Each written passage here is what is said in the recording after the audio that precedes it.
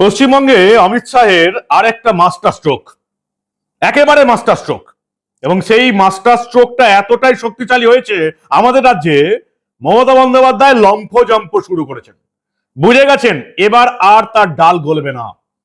আপনারা জানেন, আমি আপনাদের বারবার বলেছি যে এবারের ভোটে, পশ্চিমবঙ্গের ভোটটা সরাসরি দেখছেন অমিত শাহ। শুধু দিল্লিতে বসে নয়, একেবারে কলকাতায় নিজের লোক পাঠিয়ে নিজে এসে এই ভোটটা সরাসরি প্রত্যক্ষভাবে দেখছেন অমিত শাহ। বাংলা জিততেই হবে, নালে বৃত্ত সম্পূর্ণ হবে না। শ্যামাপ্রসাদ মুখার্জির যে দল, যেখান থেকে বিজেপির উৎপত্তি, সেই শ্যামাপ্রসাদ মুখার্জির রাজ্যে যদি বিজেপি না আসে, বৃত্ত সম্পূর্ণ হবে না। আর আমাদের দরকার বিজেপিকে। তার কারণ, কেন্দ্রের সঙ্গে যেতে হবে। তার কারণ কি? কারণ শিল্প, কারখানা, পরিকাঠামো, এই সমস্ত কিছু দরকার, যেগুলো তৃণমূলের আমলে সম্ভব নয়। এই তোষণ রাজ খতম করতে হবে, যেটা মমতা বন্দ্যোপাধ্যায় তৃণমূলের আমলে আমরা দেখতে পাচ্ছি, যেটা গোটা দেশের পক্ষে ক্ষতিকারক। আর এবার অমিত শাহ মাস্টার স্ট্রোক দিলেন। আজকে রাতারাতি বাংলার রাজ্যপাল সিভি আনন্দ বোস অবসর নিলেন, তিনি ইস্তফা দিয়ে দিলেন। রাষ্ট্রপতি দ্রৌপদী মুর্মু বাংলায় আসছেন, সেই সফরের 24 ঘন্টা আগে দিল্লিতে গিয়ে পদত্যাগ করলেন বাংলার রাজ্যপাল, পশ্চিমবঙ্গের রাজ্যপাল সিভি আনন্দ বোস।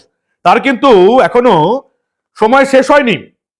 তিনি 2022 সালের 17 নভেম্বর বাংলার রাজ্যপাল হয়েছিলেন। আরো 20 মাস তার সময় ছিল বাংলার রাজ্যপাল পদে।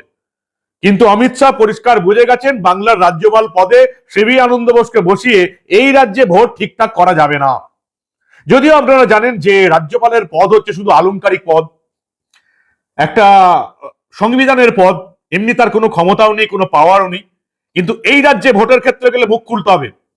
এখন থেকে যা চলছে, একটার পর একটা বিজেপি রথযাত্রায় হামলা, সিভি আনন্দ বোস চুপচাপ বসে থাকেন। সেই যে মমতা বন্দ্যোপাধ্যায়ের হাতে ধরে হাতে করে দিলেন, ব্যাস সেখান থেকেই তিনি তৃণমূলে হয়ে গেলেন।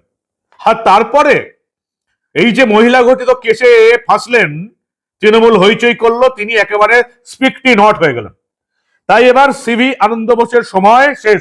বাংলার ভোটের আগেই মাস্টার স্ট্রোক অমিত শাহের। 20 মাস আগেই সিভি আনন্দ বোস রাজ্যপাল পদ থেকে ইস্তফা দিলেন। এবং পরিষ্কার বোঝা গেল যে এবার এই রাজ্যে কিন্তু আরো বড় কিছু ঘটতে চলেছে। আপনারা জানেন, গত বছর 2025 2 থেকে 3 বার এই রাজ্যে এসেছিলেন অজিত দোভাল।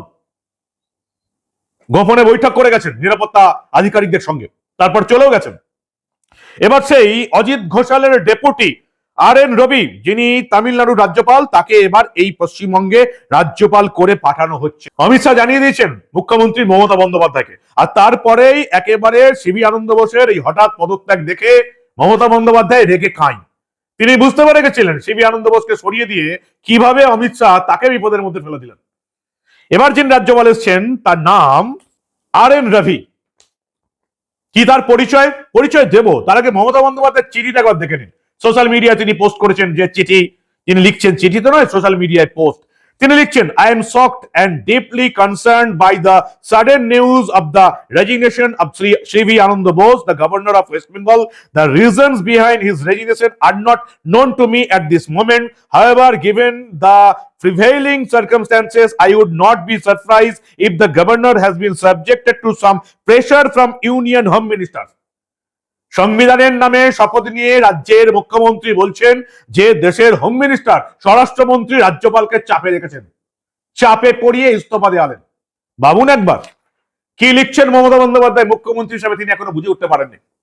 রাজ্যের মুখ্যমন্ত্রী সংবিধানের নামে শপথ নিয়েছেন, আর একটা সাংবিধানিক পোস্ট রাজ্যপালের ইস্তফা নিয়ে লিখছেন, এবং দেশের স্বরাষ্ট্রমন্ত্রীকে, একেবারে ইউনিয়ন হোম মিনিস্টারকে লিখছেন যে তিনি কিছু প্রেসার দিয়েছিলেন। অবিশ্বাস্য ব্যাপার। মমতা বন্দ্যোপাধ্যায়ের লাফালাফির কারণ আছে। সিভি আনন্দ বোসের বদলে এবার রাজ্যপাল হলেন RN রবি। মমতা বন্দ্যোপাধ্যায় আরো লিখছেন, Union Home Minister just informed me that Sri RN Ravi is being appointed as Governor of West Bengal. He never consulted with me as per the established convention in this regard. Mamata বন্দ্যোপাধ্যায়ের সঙ্গে কথা না বলেই অমিত শাহ রাজ্যপাল হিসাবে পাঠিয়ে দিয়েছেন RN রবিকে। কে RN রবি? Ajit দোভালের deputy ছিলেন। আপনারা জানেন 2014 মোদী সরকার ক্ষমতায় আসার পর আমাদের দেশের যিনি হচ্ছেন চিফ সিকিউরিটি অ্যাডভাইজার, সেই অজিত দোভাল 2014 থেকে ক্ষমতায়। আর এই RN রবি যিনি আসছেন, 1952 সালের এপ্রিল মাসে বিহারের পাটনায় জন্ম, কর্মজীবনে শুরুতে সাংবাদিক হিসেবে কাজ করেছেন। 1976 সালে ইউপিএসসি পাস করে আইপিএস হিসেবে নতুন কর্মজীবন শুরু করেছিলেন বাংলার নয়া রাজ্যপাল আর এন রবি। তিনি বর্তমানে তামিলনাড়ুর রাজ্যপাল। অতিরিক্ত দায়ভার নিয়ে পশ্চিমবঙ্গের রাজ্যপাল হচ্ছেন, তাকে এখন দায়িত্ব দেওয়া হয়েছে। তিনি এই যে আর এন রবি সিবিআই এবং আইবির প্রাক্তন কর্তা ছিলেন। ভোটের আগে একজন প্রাক্তন কেন্দ্রীয় অফিসারকে রাজ্যপাল হিসেবে নিয়ে আসা একাধিক জল্পনা উস্কে দিয়েছে। এবং এই আর এন রবি পাটনায় জন্ম, 76 সালে ইউপিএসসি আইপিএস ছিলেন। ইনি আবার 2014 সালে তাকে জয়েন্ট ইন্টেলিজেন্স কমিটির চেয়ারম্যান নিযুক্ত করা হয়। এই 2014-তে এই যে একটু আগেই বললাম, অজিত দোভালকে চিফ সিকিউরিটি অ্যাডভাইজার, ন্যাশনাল রাজ্যের দেশের নিরাপত্তা আধিকারিক। এবং সেখানেই যে আমরা দেখলাম এই আর এন রবি 2018 সালে তিনি ডেপুটি ন্যাশনাল সিকিউরিটি অ্যাডভাইজার হন, অর্থাৎ অজিত দোভালের অ্যাসিস্ট্যান্ট ছিলেন এই আর এন রবি। অজিত দোভালের অ্যাসিস্ট্যান্টকে অমিত শাহ এই রাজ্যের রাজ্যপাল করে পাঠালেন। মমতা বন্দ্যোপাধ্যায় লাফালাফি করছেন কেন আমার জানা নেই। কেন লাফালাফি করছেন মমতা বন্দ্যোপাধ্যায়? কেন্দ্রের একতরফা নিয়োগ হয়েছে, অমিত শাহ আমাকে ফোন করে জানিয়েছেন, আমার সঙ্গে পরামর্শ করেননি। মমতা বন্দ্যোপাধ্যায় একটা বড় পোস্ট দিয়ে দিলেন। আমরা জানতে পেরেছি দ্রৌপদী মুর্মু রাষ্ট্রপতির কাছে সিভি আনন্দ বোসের আমাদের রাজ্যপালের পদত্যাগপত্র পৌঁছে গেছে।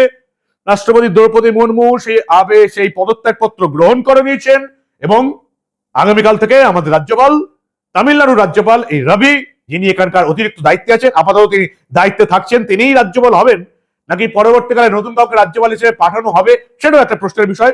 কিন্তু আপাতত এই রাজ্যের এই মুহূর্তের আজকের দিনের সবচেয়ে বড় খবর, অজিত দোভালের এক সময়ের ডেপুটি থাকাকালীন এক সময়ের ইন্টেলিজেন্স কর্তা আর এন রবি, তাকে রাজ্যপাল হিসাবে অমিত শাহ পাঠিয়ে দিলেন এই রাজ্যে ঠিক ভোটের আগে, যেটা শোনার পর মমতা বন্দ্যোপাধ্যায় লাফালাফি শুরু করেছেন। কি বলবেন আপনারা? মাস্টার স্ট্রোক ছাড়া এটা আর কি বলার আছে বলুন তো?